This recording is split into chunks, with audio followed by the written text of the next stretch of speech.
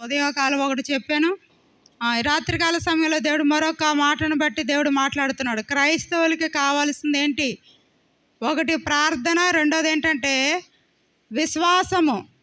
ప్రార్థన, విశ్వాసము క్రైస్తవులకి ఒక పక్షికి రెండు రెక్కలు ఎలా అవసరమో అదేవిధంగా క్రైస్తవుడికి కూడా ప్రార్థనను విశ్వాసం కూడా అదేవిధంగా అవసరముగా ఉంటుంది.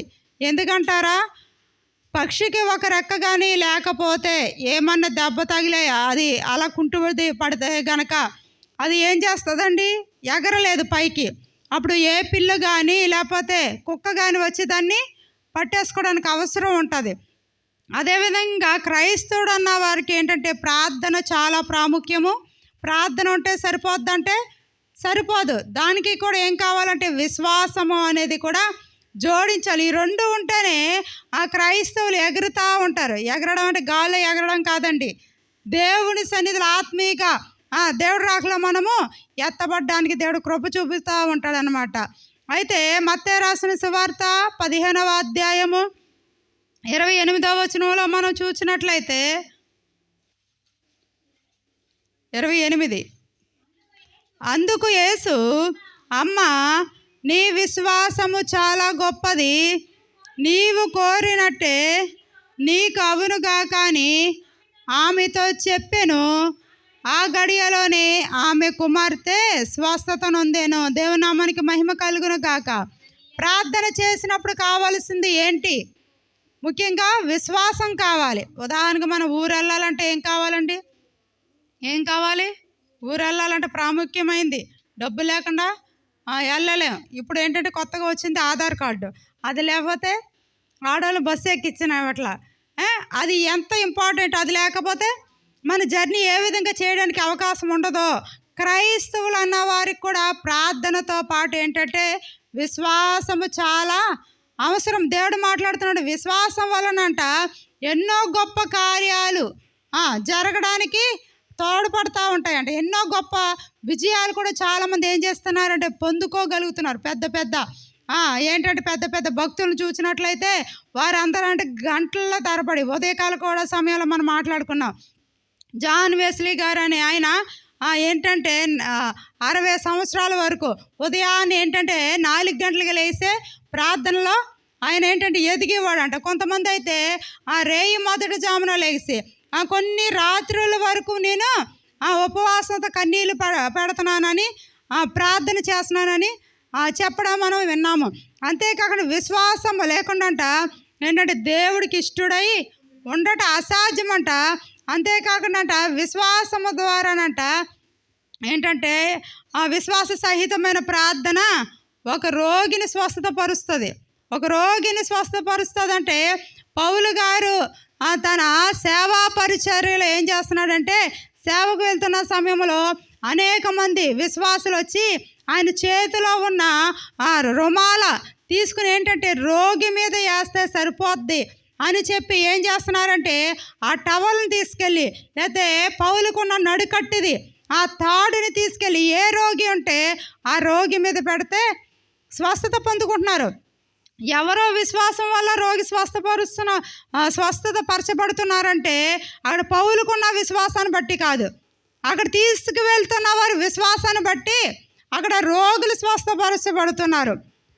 ఆ పౌలు దగ్గర ఉన్న నడికట్టుని తీసుకెళ్ళి ఇదిగో పలానా పక్షవాయువు గలవాడున్నాడు, ఆయన మీద పెడితే స్వస్థత వస్తుందని చెప్పి ఏం చేస్తున్నారంటే పౌలు దగ్గర కర్చీఫ్ కానీ లేకపోతే ఏంటంటే ఆ నడికట్టెన్న తీసుకెళ్ళి ఆ రోగి మీద ఎట్టగానే వారు ఆ స్వస్థత పొందుకుని నడవడానికి లేకపోతే బాగుపడడానికి దేవుడు అవకాశం ఇస్తున్నాడు. అంతేకాకుండాను పేతురుని మనం చూసినట్లయితే పేతురు కూడా మనం చూస్తే ఏం చేస్తున్నాడు?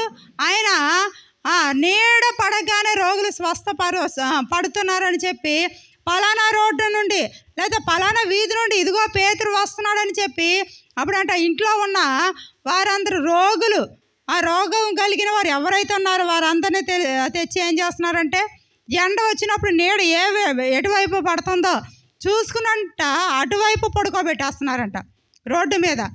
అయితే పడుకోబెట్టడం వల్ల ఏం చేస్తున్నారంటే పేతురు వెళ్ళగానే ఆ నీడ ఏ మనిషి మీద పడుతుందో ఆ రోగి లెగిసి కూర్చుండేవాడు. చూసారు ప్రియ దేవుని సంగమా, విశ్వాసం ఎవరిలో ఉంది? పేతుల్లో ఉండడం కాదు, అక్కడ విశ్వాసం ఎలా ఉందంటే విశ్వాసంలో ఉండి ఇదిగో పలానా రోగి, లేదా నా కుమారుడు ఎలా ఉన్నాడు, లేదా నా యజమానుడు ఎలా ఉన్నాడు, నా భార్య ఈ బలహీనతతో బాధపడుతుంది కనుక ఈమెను తీసుకెళ్ళి ఇదిగో పేతురు పలానా చోట నుండి వస్తున్నాడు కనుక అని చెప్పి ఏంటంటే ఆ రోగిని తీసుకెళ్ళి అక్కడ రోడ్ల మీద పడుకోబెట్టగానే ఆ నీడ ఎటు పడుతుందో చూసి అటు పడుకోబెట్టగానే వారు ఏమవుతున్నారంటే లెగిసి మళ్ళీ ఆరోగ్యం పొందుకుని వారి పనుల్లో వారు ముందుకు కొనసాగుతున్నారు.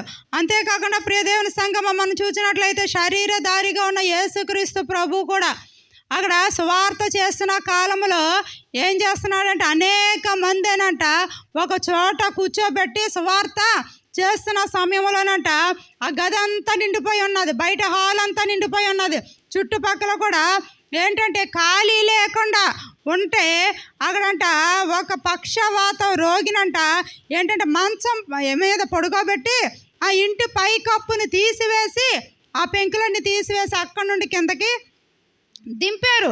దింపడం వల్ల దేవుడు విశ్వాసాన్ని చూసి ఆ రోగిని స్వస్థపరిచారు. ఎవరు విశ్వాసం? రోగికి ఉన్న విశ్వాసాన్ని బట్టి దేవుడు స్వస్థపరిచాడా? కాదు.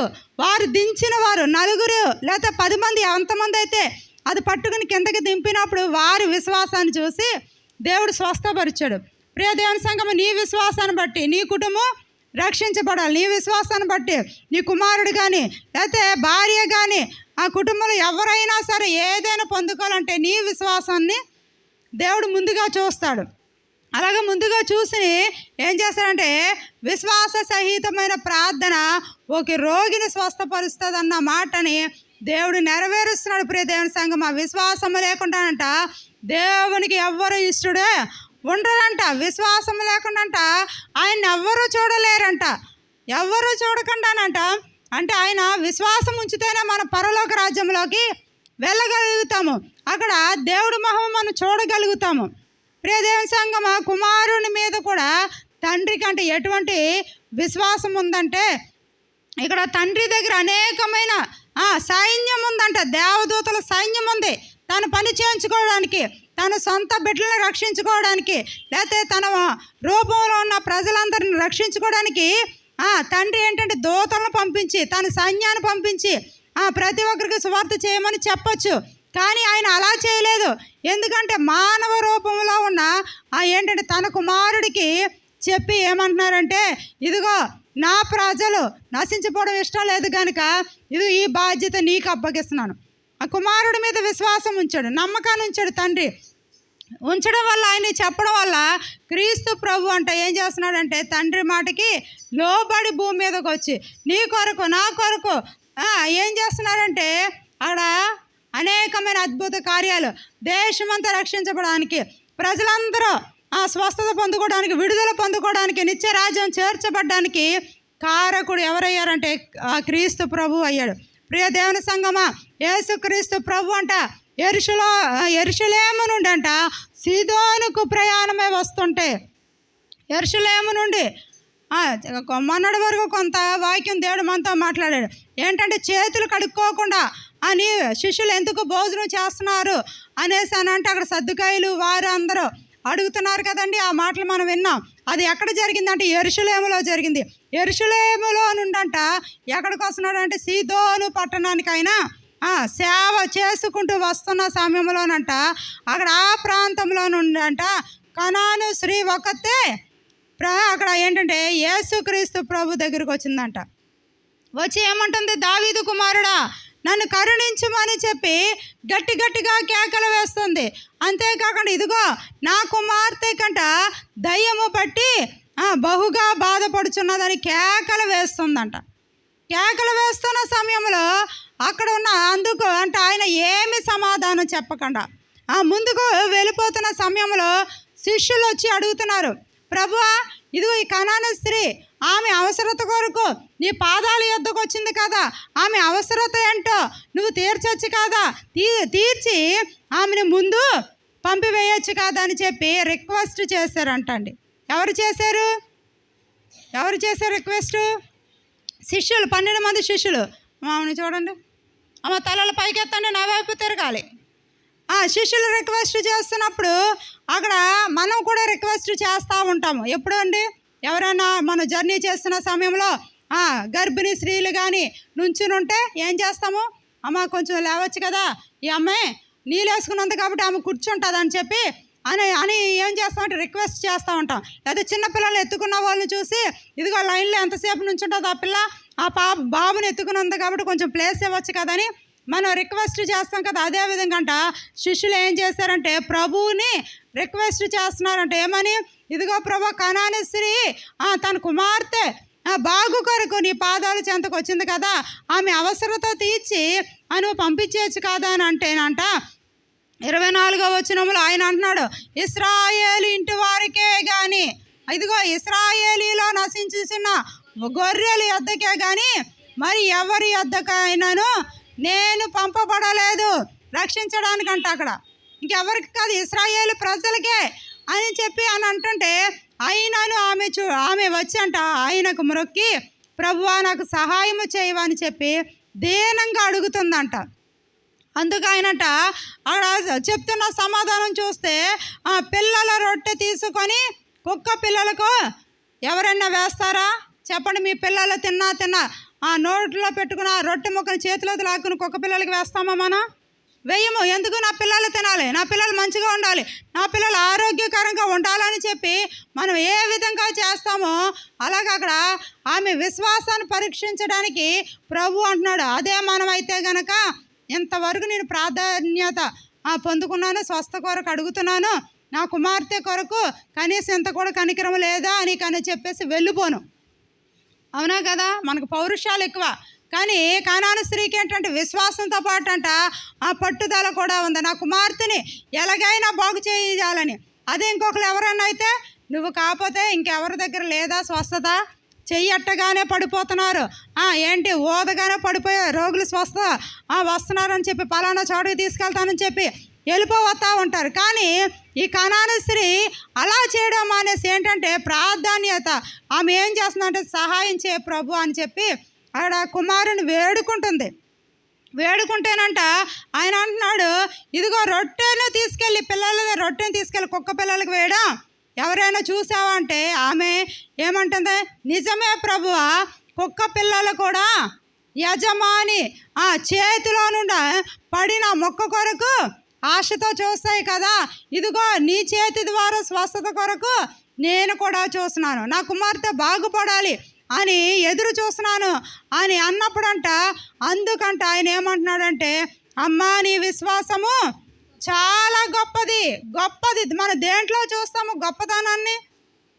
పేరులో చూస్తాము, ప్రఖ్యాతిలో చూస్తాము, లేకపోతే హోదాలో చూస్తూ ఉంటాము. కానీ దేవుడు ఎందులో చూశాడంటే విశ్వాసంలో చూశాడు. చాలామందిని దేవుడు పరీక్షిస్తూ ఉంటాడు.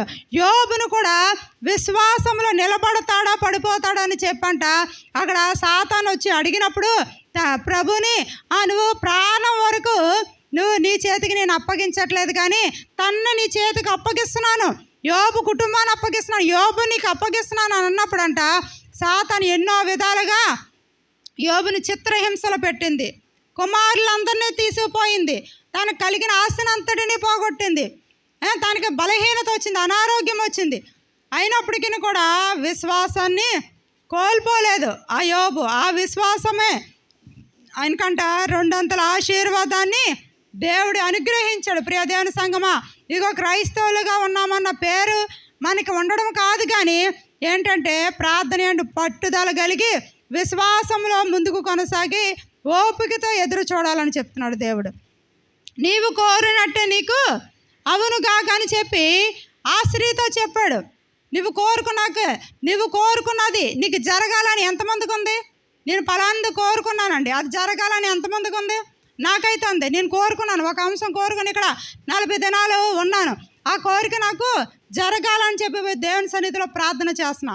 అవ్వాలంటే ఏం చేయాలి? చాలామంది ప్రార్థన చేస్తారు, చేసి ఇక్కడ మందిరంలో కన్నీళ్ళు కార్చి ఎంతగానో దుఃఖించి గట్టిగా ప్రార్థన చేస్తారు. తిరిగి వెళ్ళిపోయిన తర్వాత గడప దాటగానే తోటివారితో అంటారు, నిజంగా ఇది జరిగిద్దంటారా? ఇదేమంటారు? అవిశ్వాసము. అక్కడ ఎవరితోనూ అవ్వతో కూడాను సాతాను అలాగే అంది. ఏంటి ఇది నిజమా, ఈ పండు తింటే మీరు గొప్ప వాళ్ళు అయిపోతారా, లేకపోతే నీకు ఇది జరిగిద్దా అని చెప్పి అక్కడ భ్రమ కలిగించింది సాతాను. విశ్వాసికి కూడా సాతాను ఏం చేస్తుందంటే అవిశ్వాసాన్ని పెట్టడానికి అది ప్రయత్నిస్తూ ఉంటుంది. కానీ విశ్వాసులకు ఏం చేయాలంటే ఈ కానాను స్త్రీ ఏ విధంగా విశ్వాసం కలిగి ప్రభువా ఇదిగో యజమానుడి చేతి లో నుండి పడిన మొక్క కోసం కుక్క పిల్ల ఎదురు చూస్తుంది కదా, నీ ఆశీర్వాద కొరకు నేను ఎదురు చూస్తున్నాను, నా బిడ్డ స్వస్థత పొందుకోవాలి, లేకపోతే నా కుటుంబంలో ఇది జరగాలని చెప్పి ఏం చేస్తున్నారండి, విశ్వాసంతో కనిపెట్టాలి. విశ్వాసంతో ప్రార్థన చేస్తేనట దేవుడు స్వస్థత ఏంటి అనేకమైన అద్భుత కార్యాలు జరిగిస్తాయి. అవి మానవులకు అసాధ్యమే, కానీ దేవునికి ఏంటంటే సమస్తము సాధ్యమని చెప్పి దేవుడు మాట్లాడుతున్నాడు. అదేవిధంగా అంటున్నాడు, నీవు కోరినట్టే నీకు అవునుగా. కానీ ఆమెతో చెప్పగానేనంట అక్కడ ఆ గడియలోనే ఆమె కుమార్తె ఏం పొందుకుందండి, స్వస్థత పొందుకుంది, ఆరోగ్యం పొందుకుంది, దయ్యం విడిచిపోయిందంట ఆమెను బట్టి. ప్రియ దేవుని సంగమా, దేవుడు నీతో మాట్లాడుతున్నాడు. ఇంకా అవిశ్వాసిగా ఉండి ఇంకా జీవిస్తున్నావేమో, విశ్వాసము కలిగి ఉండమని చెప్తున్నాడు. విశ్వాసం లేకపోతే దేవుని చూడలేము. విశ్వాసం ఉంటేనే అనేకమైన కార్యాలు మనము పొందుకోగలుగుతామని చెప్పి దేవుడు మాట్లాడుతున్నాడు. అంతేకాకుండా మార్కు రాసిన సువార్త పాఠము 11వ అధ్యాయము 22 నుండి 24 వచనాలు మనం చూసినట్లయితే, అందుకు యేసు వారితో ఇట్లా నేను మీరు దేవుని యందు విశ్వాసముంచుడి, ఎవడైనాను ఈ కొండను చూచి నీవు ఎత్తబడి సముద్రములో పడవేయబడునని చెప్పినప్పుడు తన మనసులో సందేహము లేకుండా తాను చెప్పిన వెంటనే అది జరుగునని చెప్పి నమ్మిన ఎడల వారు చెప్పినది జరుగునని మీతో నిశ్చయముగా చెప్పుచున్నానని చెప్పి దేవుడు చెప్తున్నాడంట. ప్రియ దేవుని సంగమా, ఎంత ఉండాలంటండి విశ్వాసము? ఎంత అంటున్నాడు? ఆవగింజ అంత, ఒక గుమ్మడి గింజ అంత అనట్లేదు, లేకపోతే బేర గింజ అన్ని అక్కడ చూపించట్లేదు. అంత విశ్వాసమే మనలో ఉండదు.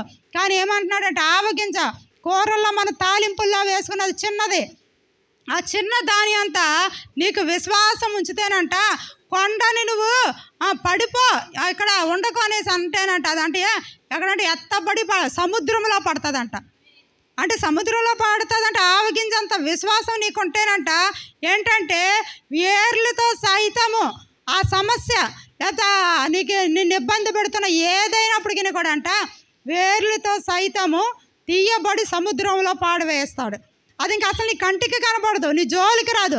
అది అనారోగ్యమైన లేకపోతే నీ ఒంట్లో కారికారం ఏదో ఒక అవసరత గురించి నువ్వు ప్రార్థన చేసినప్పుడు కూడా ఏదైనప్పటికీ కూడా అంట జరగాలంటే ఆవగింజంత విశ్వాసం ఉండాలని చెప్పి దేవుడు చెప్తున్నాడు. ప్రియ దేవుని సంగమా, ఆవగింజంత విశ్వాసం ఉంటేనంట, ఆవగింజ ఎంత ఉంటుందండి, కూర మొక్కల్లో అన్నిటికంట ఏంటంటే అదే విత్తనాలు అన్నిటికంటే చిన్నది.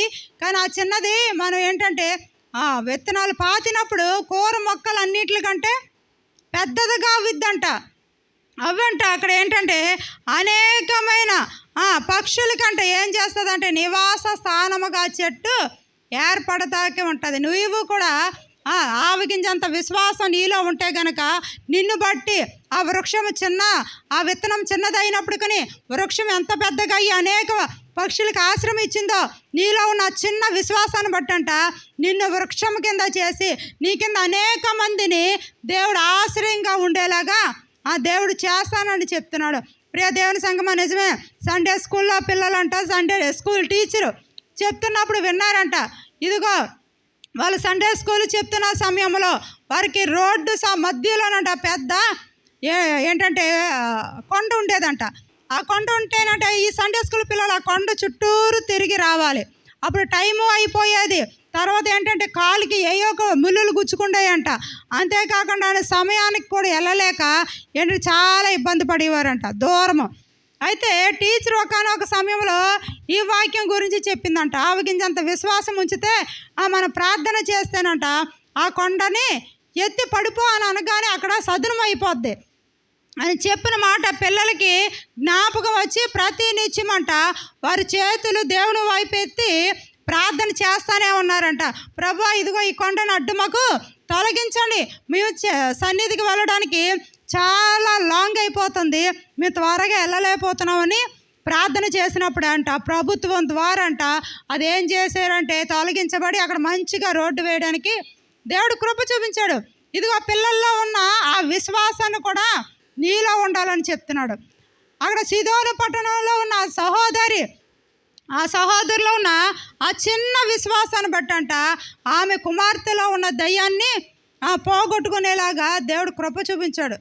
ఇదిగో ఆ మంచం మీద నుండి దింపుతున్న ఆ రోగిని నిమిత్తం అంట ఈ నలుగురిలో ఉన్న విశ్వాసాన్ని బట్టి ఆ రోగిని దేవుడు స్వస్థపరిచాడు. మరి నీలో ఉన్న విశ్వాసాన్ని బట్టి నీ కుటుంబ సమస్యలు తీర్చబడాలి.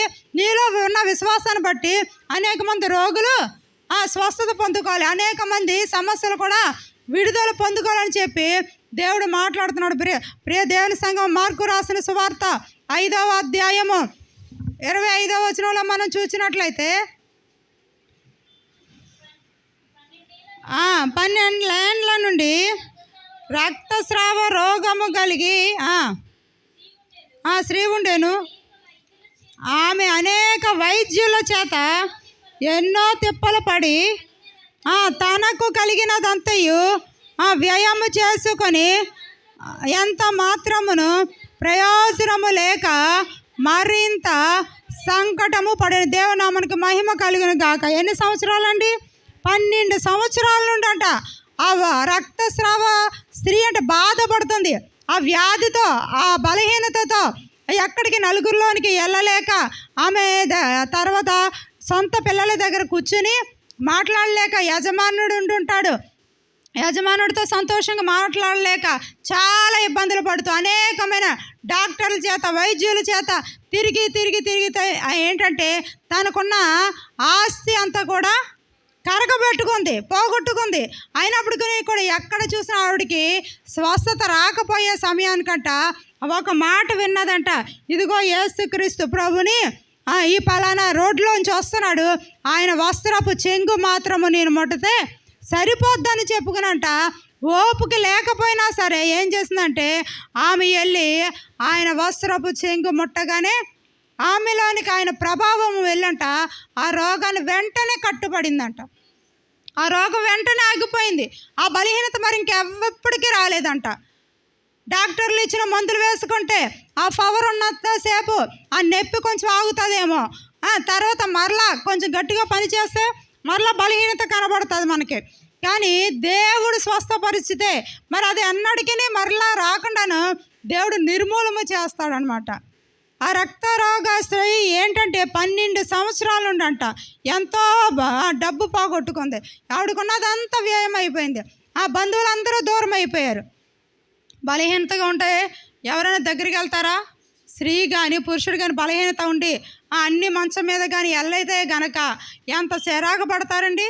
వాళ్ళ దగ్గరికి వెళ్ళి సరిగ్గా చూడడానికి కూడా ఇష్టపడరు, అంత భయంకరంగా ఉంటారు కదా. అలాంటి పరిస్థితుల్లోనంట ఆమె కృంగిపోయి అంట ఏంటంటే ఇంకా చాలా నీరసం అయిపోయినప్పటికీ కూడా దేవుని వస్త్రపు చెంగు మాత్రమే నేను ముడితే చాలు అని అనుకునంట ఏం చేసిందంటే వెళ్ళి ముట్టగానేనంట ఆమెకి స్వస్థత దేవుడు అనుగ్రహించాడంట. అంతేకాకుండా 27వ వచనంలో యేసుని గురించి విని ఆయన వస్త్రము ముడితే చాలు బాగుపడుదుననుకొని జన సమూహమును ఆమె వెనుకకు వచ్చి ఆయన వస్త్రమును ముట్టగానే ఏమైందండి? వెంటనే రక్తధార మొత్తం అంటే ఏమైపోయిందండి?